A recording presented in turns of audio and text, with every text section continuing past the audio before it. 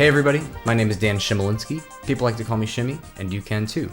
I am a bassist, sound designer, and composer living in Los Angeles, and today we are back checking out a drum machine this week. It's been a while. This is the Black DR55, of course based off of the Boss DR55, and this is one that I personally had heard of, but never really took seriously, never explored. You can find them for, anywhere from $300 to $500 kicking around. They were cheap when they were released, very simple controls, definitely in my mind was not in the upper echelon of drum machines, but I actually had the privilege of designing most of the programs, if not all, of the programs for this library, and digging into it.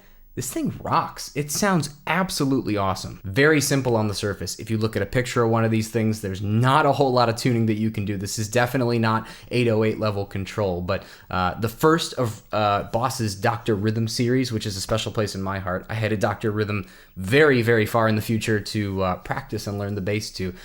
So to be working with the very first one is quite a privilege and very fun. Welcome to Soundpaint. My name is Darren, and today we're taking a quick look at the Boss DR55 drum machine. These were introduced around 1980, and they're the first in the Dr. Rhythm series. What's significant about this particular drum machine is that it's one of the first programmable, or well, I should say writable drum machines. So before that, you had drum machines that had pre-programmed beats to it that you push a button and you could have a samba or a bossa nova or a rock beat or a march or whatever the selection was. Musicians like Sly Stone, he was a master using the funk box and those old units. You had to kind of work within the parameters of what was already given to you. So a lot of people say that DR55 is very limited, and they're correct to a point, but for what it does it really well. And it's all analog. It has a very distinctive sound. I actually heard somewhere that Depeche Mode said that Dr. Rhythm was their first live drummer. So that would have been fun between songs to really have to dial in the tempo knob, but and possibly change batteries in the middle of a set. You have an 8-way selector switch on the front panel, which gives you the option of 8 different program beats plus a variation of each one. So you have an A, B switch. You have a bass drum sound, snare, rim shot, and then a hi-hat. Now the hi-hat is the only sound that you can't actually program. So you can either have it off, you can have it do 8th notes or 16th notes. In the case if you're using selector 7 and 8, which would be in 3/4 or 6/8, they call it 12-step on here. You could do a triplet pattern or something. To use the unit, it's pretty simple. To program your beat, you just flip the switch to the right, and then you enter in the start button here, which is also where you enter your note, which is the 16th note. And you just go by step. So let's just hear it real quick. So it's an old factory preset. Now you see the little light going, that's telling you the beginning of the measure. Let's put the 8th notes on for the hi-hat.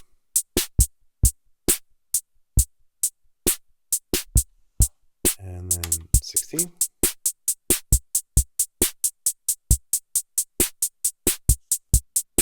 So it has a single mono output, only runs on batteries.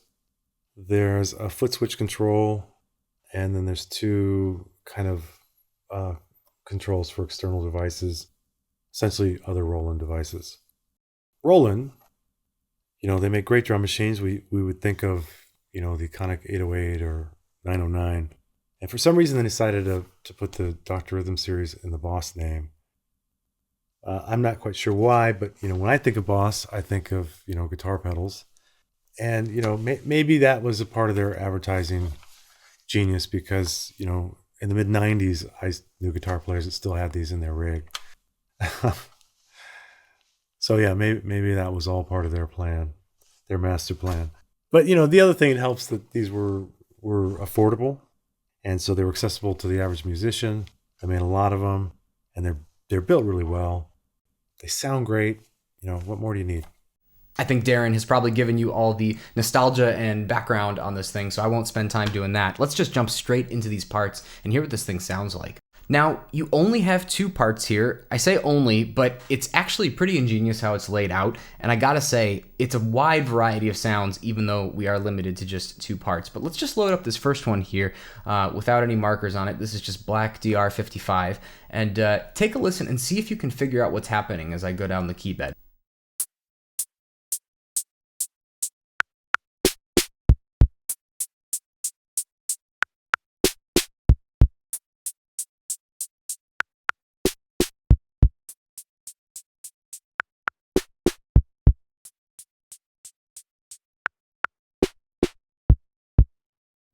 Did you catch it? The tone control is shifting more and more closed as we go down the key bed. You're actually listening to the same set of samples within an octave. You're getting your hi-hat, one's open closed, you're getting rim shot, snare, and kick. And as we move down the key bed, it's been sampled so that it goes from dark to light, light to dark. So you actually get a serious amount of contrast and a really beautiful modeling of the original Boss tone controls on this unit. I think the funniest sound to me is definitely the rim shot. It sounds more like a snap or a pop to me, but just listen to this kick.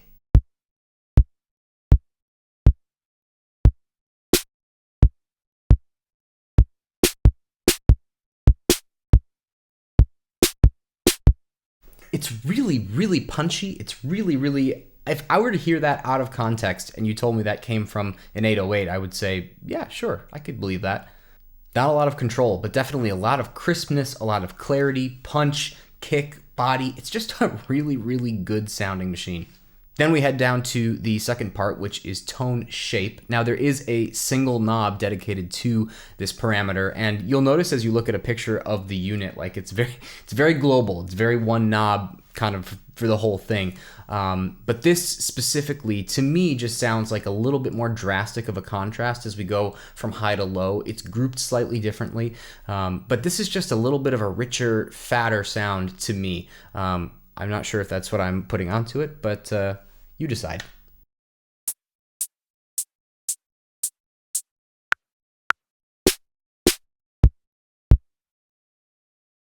And that's it. You just get 1 octave with this part, but it's a little bit thicker to me. Is it thicker to you? Let's do. I'm interested to do a direct comparison from kick to kick. So I'm gonna go ahead and load up this other part here and turn it off. Then I'm gonna 1 note same this kick over here.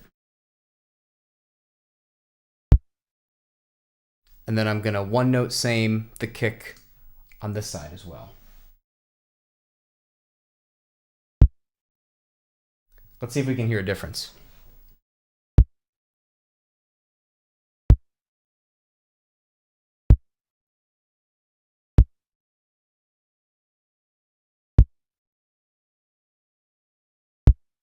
Maybe slightly rounder, slightly bit more beef to it. That's just what I'm hearing. I'm sure it's a little more apparent when you get into the trebly sounds. But yeah, those are your 2 parts, and that's what you get with Black DR55. Very simple, very just on the surface. And you know, I think when it comes to drum machines specifically, you're building a palette, you're building a larger collection of sounds, right? And sometimes this is just gonna be the right thing to go to. And I mean, as a guy who has pretty much relied on the same set of kicks and snares and hi-hats over the past 10 or so years, you want as much of this stuff as you can so that you can hone in on your favorites. And, you know, to me, the 808 is kind of that classic sort of vintagey sound. The Kick Vermin is just beef and aggression. The Red 522 is like a modernized orange 808, but just a little bit cleaner, a little bit punchier. And this is just like the no BS drum machine to me. This is just like, you get what you get, and it's right, and sometimes it's the perfect sound. And so this is just a really punchy, clear, sometimes beefy library that just is super fun to play with. Let's head over to the program section where you are going to see that at least currently this is all me. I got the pleasure of creating 25 or so programs for this library. I don't know if there are more coming or if this is going to be it, but I gotta say, just creating different kinds of ARPs and sequences with these kits, it's just a blast. You're going to see really fast here how much of a joy it is to work with this. I want to start with these 4 dynamic parts in here. This is something that if you were with us a couple episodes back, I discovered that you can use velocity as a mod source. And I went to the max here and did that on a couple different parameters. I tried to create the most dynamic kick, the most dynamic hi-hat, the most dynamic rim shot, and the most dynamic snare that I could via velocity. And you know, with Soundpaint already, the velocities are baked in here. They're dynamic and beautiful, but I wanted to really accentuate it. And so I assigned velocity as a mod source to the tone of the compressor, an EQ band, and just the volume of a part, and picked my personal favorite kick out of all of these, and went with C#6. And over in the effects, we just have compressor and EQ, and I think the one that is being modulated is that third one, so right around the 1K mark. But you're gonna hear that it really does kind of give you a full range of dynamics within one kick.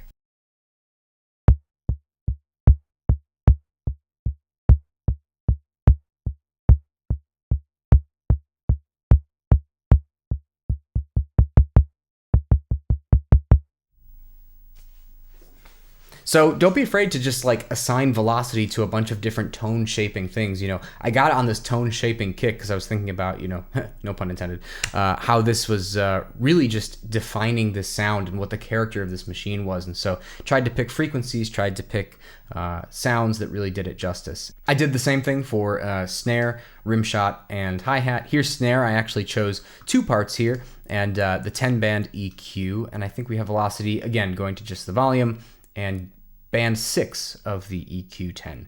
And, you know, not that big of a range, just a little bit to give even more emphasis to harsher velocities. So this is what the snare sounds like.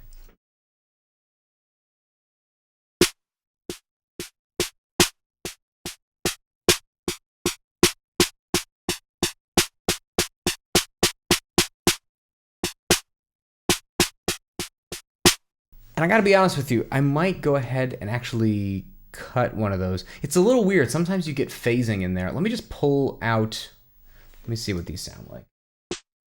It's a little bit of a duller sound, a little harsher. We'll go with the harsher one, and I just wanna hear, that one might be the way to go. I'm gonna go ahead and resave that. And, you know, I was trying to overcomplicate it with 2 parts, and sometimes you just get phasing, and it's like, nah. Keep it simple. This machine is all about being simple.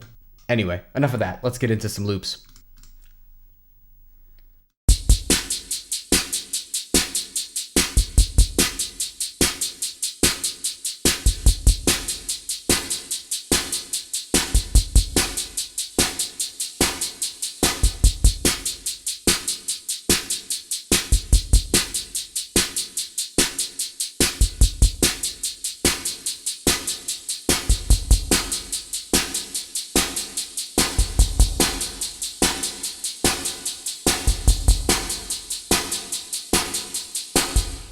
Yeah, one thing that you will notice as you're playing with this is that these parts combined with the plate reverb are a match made in heaven. Just a little kiss of delay, some EQ stuff to really kind of bolster the 1K frequency, and it just, yeah, it rocks. Here's Disco Jim. This is a disco beat, and I also have the mod wheel mapped to the wet dry of chorus, LFO of CC1, and LFO goes to stereo image rotation, and then also mapped to the wet dry of the Lexi reverb. So as you'll hear, mod wheel up equals more ambiance. I was kind of hearing like a disco beat in a gymnasium, and you bring in more of that gymnasium with the mod wheel. Check it out.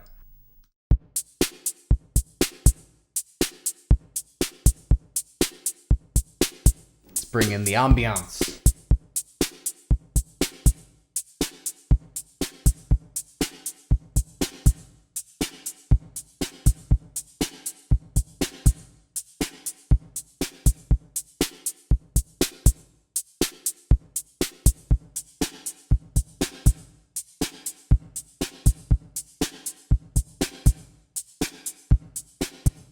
Yeah, so don't be afraid to mess with this stereo image effect. This is really fun to play with. I assign LFOs to this all the time, and then typically move that to the mod wheel as well. And the chorus, bringing in a little bit of phasing, a little bit of like almost like a slap back kind of sound. It's really cool. Speaking of phasing, let's check out HyperPhase.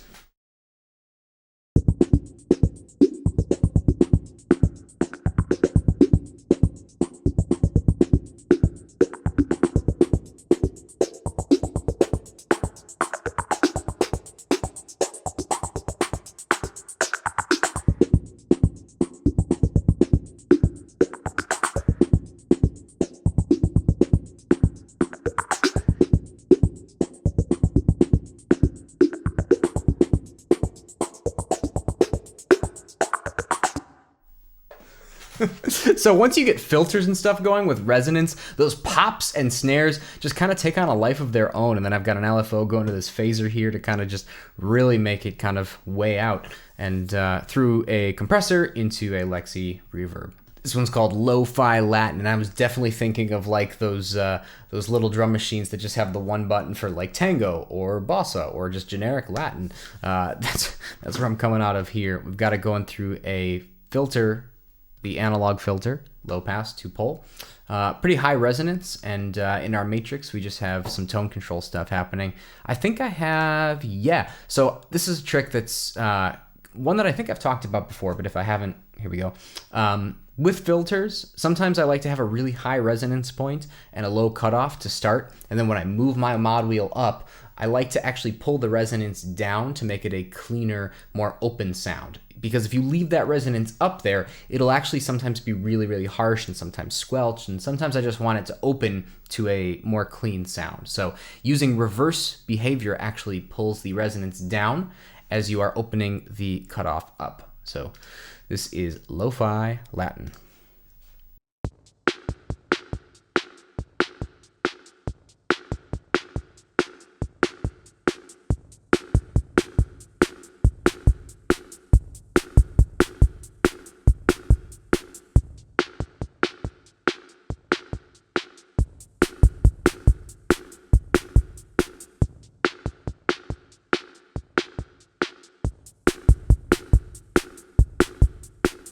Yeah, so a good little trick there. Can you hear like a little combo organ playing along with that? That's kind of the vibe I was going for.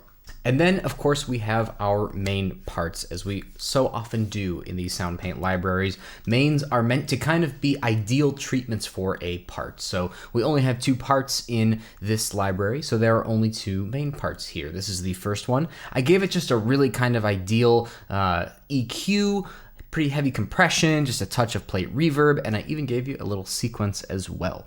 Gave you some tone controls over on the mod wheel as well, and you'll notice that I am not only affecting the band gain of band 5 there, but I'm also moving the frequency of a different band. And this is just a slight little variation on a theme of moving bands with the mod wheel. This is to kind of shift this second band here a little bit lower so that it's giving the same amount of boost, but it's going to a lower region of the frequency spectrum. So as I am increasing the gain of the higher 8K register here, I'm also giving you a little bit more body by moving this little 3 decibel boost down a little bit lower. So let's check it out.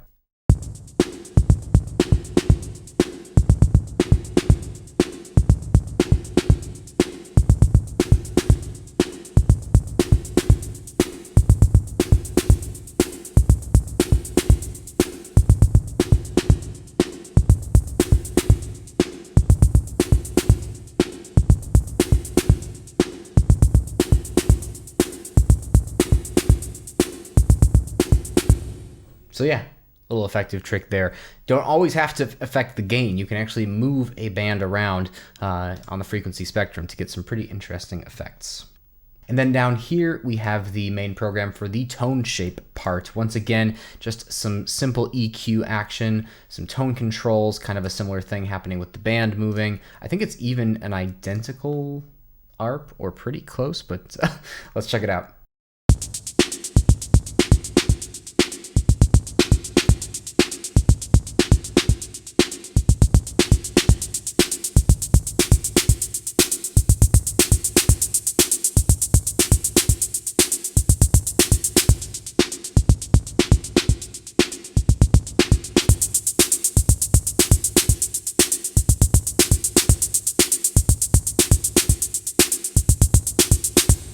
That actually might be the best A-B of the two parts. I really don't think I changed that much between the two mains. Maybe slight differences in EQ, slight differences in the velocities here because I was just typing them in. But you can hear that there's definitely more crunch, more crisp, more meat to the tone shape part. So that is definitely your more colored part. If you're going for something fatter, if you're going for something that you just want to have a little bit more of that analog character, definitely go to part 2.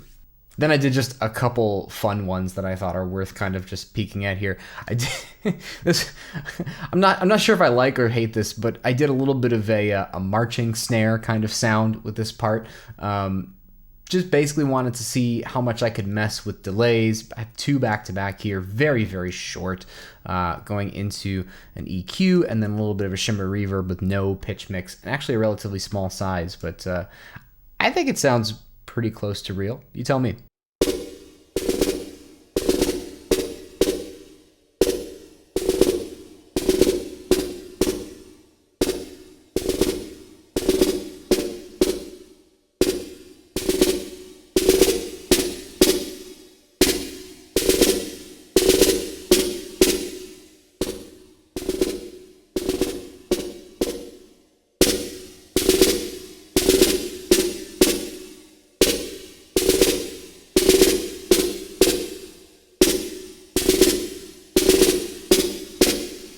I forgot that I did that. So I wanted to get kind of the natural discrepancy of a snare player. So I actually put a little LFO when you turn up the mod wheel on the right and left delay, just the right delay here. And then over here, I have it going opposite ways. Or just that, yeah, just the delay time there. So just to kind of get a little bit more stereo imaging happening, a little bit more of a realistic sound. I think it's pretty fun. Let's check out NES Kit. This is definitely your bit crushy, video gamey kind of sounding kit here.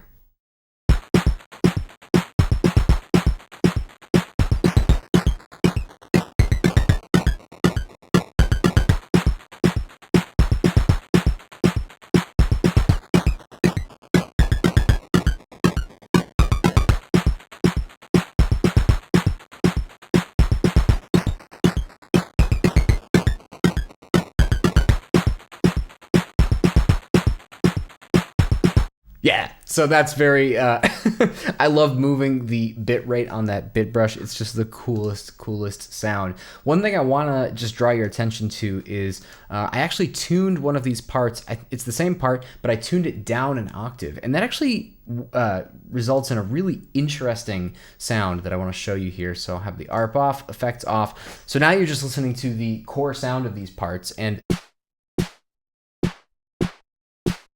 having that layer an octave down adds just like this kind of lo-fi, noisy sound. If we just isolate one part, obviously it's going to just sound like that. But if you bring in this octave down part, it's like a washier, kind of noisier snare, and it doesn't phase. It works really, really well. So, you know, messing around with octaves and pitch can give you some really interesting results. Speaking of messing with pitch, this one is very fun. As you can see already what's happening here, I tried to do kind of a record spin down effect on this little sequence here that I have. You know, I think it kind of works, but basically what's going on here is we have a ramp LFO going to the delay time of the Bucket Brigade delay, also doing some stuff on the EQ, and the pitch is probably the most dramatic difference. You're seeing it already here. It drops very, very low, and this is increasing the delay time, this is increasing the reverb time, and this is doing this kind of a thing. So this is meant to sound like a record winding down. Tell me what you think.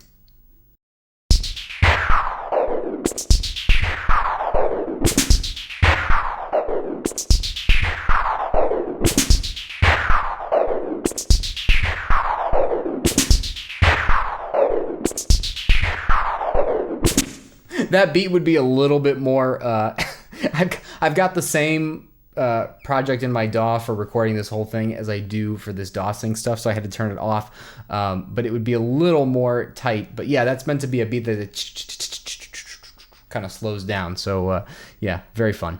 We've got a little snare drum roll here.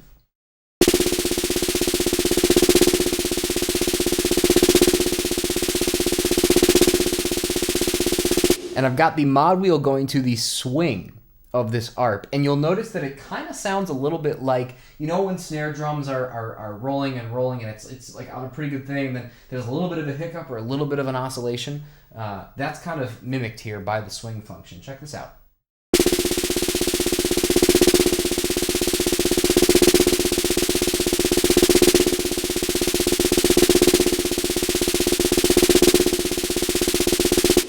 So it just gives a little more space, a little more discrepancy to the ARP. I've also got 5% analog, which adds a little bit of subtle differences to the timing of things. It makes it a little less tight, so that's fun.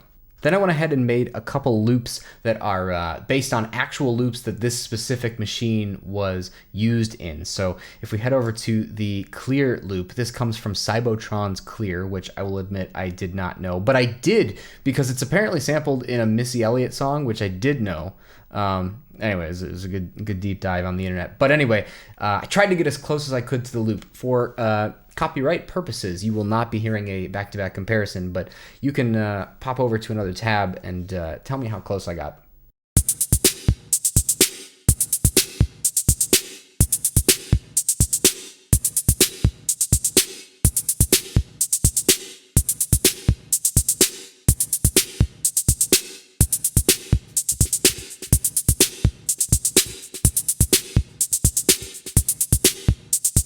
I think there's even a part where the delay kind of does come in like that, so I tried to map that over to the mod wheel. You can bring it in as you choose, but yeah.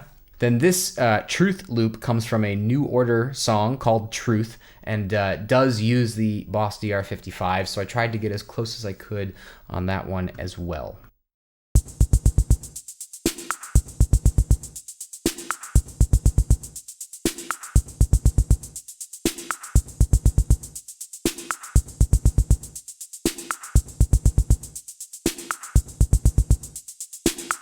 Yes, they did actually use the rim shot sound effect, which I thought was a bold choice, probably more for the time than now, but very cool.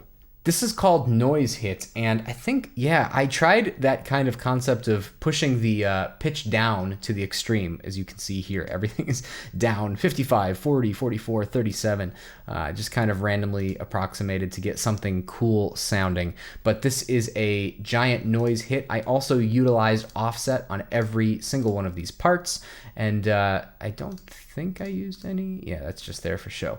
But basically, this is just to give you kind of a washy hit of noise. It's very compressed into a shimmer reverb. So a little bit of a different take on this library.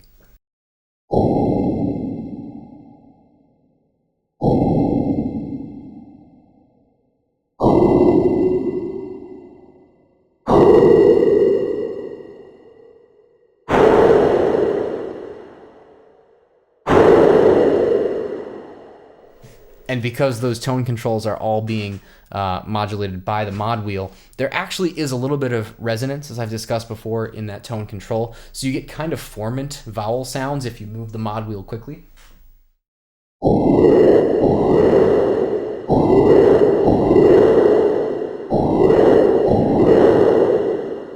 Could be useful in the right circumstance, but more of just a thought experiment.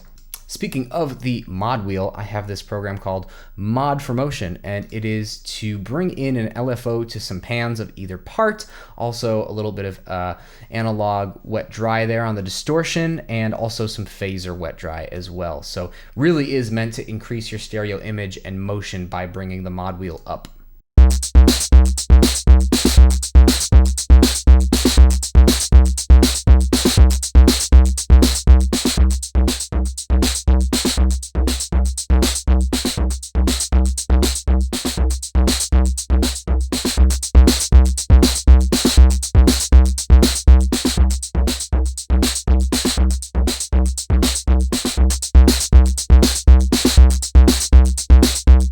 So yeah, that gets those LFOs cranking, kind of milking it from the point where it is back to center, and then even further. It's a pretty cool part. had to do something a little cinematic. I tried to do kind of a suspense sequence here, and you'll notice that the mod wheel is mapped to a lot of things, one of which is the note length of the ARP. So these are so short and punchy on their own, but kind of even shortening it even more gives it a little bit more of an ominous, darker tone to the kick. But this is meant to be a suspense sequence.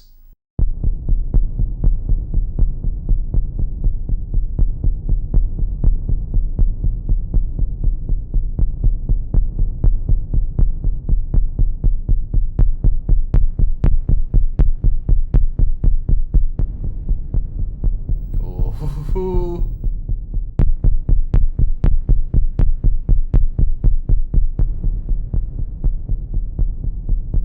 I love that. The shimmer reverb just pops in to give that little trail on the kick, just the kiss that it needs. Very, very cool. Also is controlling the decay of your ADSR. Don't forget that you can map your mod wheels to all sorts of stuff, including your individual parameters on these envelopes. So that's a really great way to get some unique timing and some just really interesting dynamic effects just from volume alone. Here's kind of a unique utilization of these parts. This is called popping piano, and it uses rim shots. The 1928 staccato piano. It is the only hidden gem in this library, but you all have that, or you should. It's free. Go get it if you don't. But yeah, just some interesting EQing stuff happening here. Phaser to kind of focus the sound, and Alexi Reverb gives us some tonal stuff after not being so tonal this whole time. And yes, I did assign velocity to the volume of part 4, which I believe, if I remember correctly, is kind of a noise sound. Yeah, it's the the hi-hat just giving a little bit of crunch to this overall thing.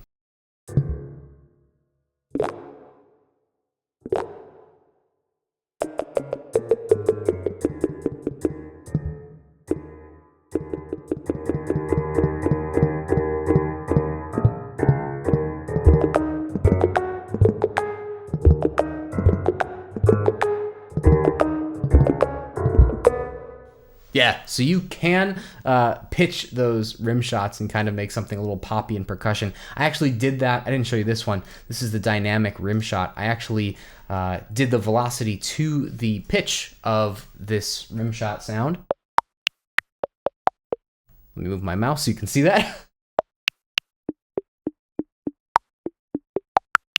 So don't be afraid to play with the pitch on the rim shots. They're very, very fun. And I will leave you with one more drum sequence because they are just so fun. This is Warm Distort, and the mod wheel brings up a healthy amount of distortion, I believe. Yes. And, double distortion.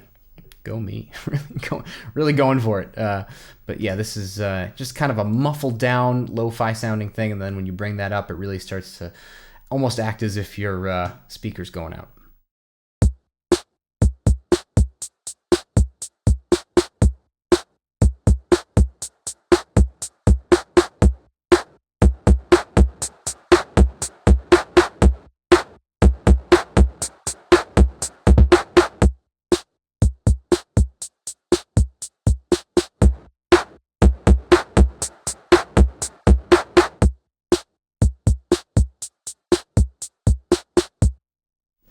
Yeah.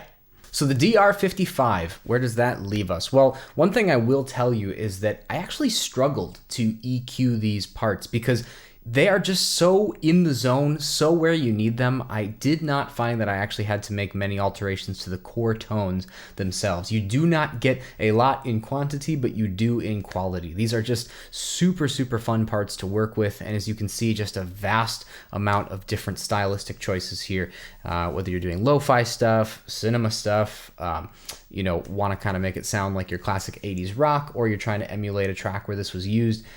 You do not need to go out and shell out $300-400 on a used one, because this is just a beautiful, beautiful sampling job here. It's funny because, I was considering picking one up. I was like, that'd be cool to have. And then I started making programs. I'm like, why would I go buy an actual? This is perfect. It's every sound that you need, and it's just so well laid out here. And it's very, very fun to work with. I do encourage you pick it up. As you're getting into these drum machine sounds within Soundpaint, as I've always said, everything is useful from a timbral standpoint, and you're going to realize that there are just little differences. There's certainly some overlap, but there's just going to be directions you're going to want to go. Is it an 808 day? Is it a kick vermin day? Is it a DR55 day? Is it a red day? You just have to kind of learn the character of all these different machines, and then those decisions become very easy and very fast once you have them all. So go get them all. Anyway, thanks as always for taking a journey with me, a quicker journey than usual, but just an awesome collection of sounds here. Really, really fun to work with this library, and can't wait to see how you use it. This is Shimmy, signing out. See you next time.